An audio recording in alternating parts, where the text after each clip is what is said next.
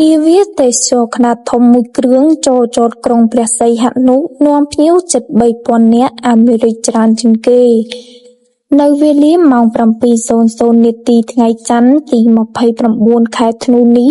មាននាវាទេសចរឈ្មោះ Diamond Princess សញ្ជាតិប៊ឺមូដាបានចូលចតនៅកំពង់ផែស្វយ័តក្រុងព្រះសីហនុដើម្បីទស្សនាប្រទេសកម្ពុជារយៈពេលមួយថ្ងៃ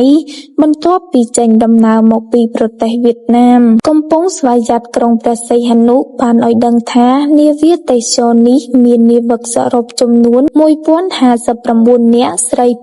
245នាក់មាន59សញ្ជាតិនិងមានភ្ញៀវទេសចរសរុបចំនួន 2850 នាក់ស្រី